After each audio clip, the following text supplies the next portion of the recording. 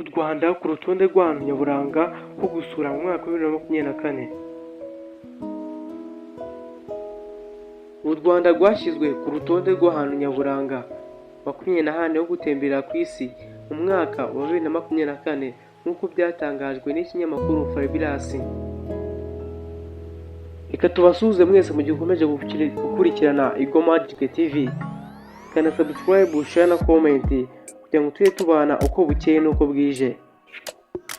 Uri kumwe nanjye Niyonshuti Cedric, tugiye kubana muri kino kiganiro kugeza gishoje.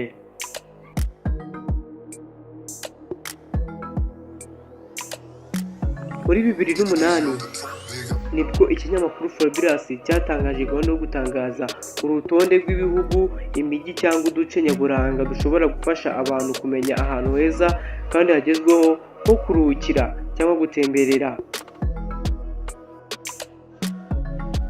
Kuva 2008 buri mwaka binyuze muri Fabulous Travel Guide hatangazwa ahantu hashobora gufasha abakerarugendo cyangwa abandi bashaka gutemberera kugira ngo amahitamo yabo aberekezo bashaka kujya. Ni muri ubwo buryo rero igihugu cyacu cy'u Rwanda cyatumye kiza ku rutonde n'imiterere itandukanye y'igihugu, ibirunga, ibibaya n'amashyamba ndetse n'amahoteli agiye atandukanye y'akataraboneka. Urugero nk'imwe iherereye mu karere ka Musanze mu Kinigi mu nzira igana ku birunga yitwa One Day Only Gorilla Nest. Reka tubabwire ko u Rwanda ari nacyo gihugu cyonyine cyo muri Afurika cyashyizwe kuri uru rutonde.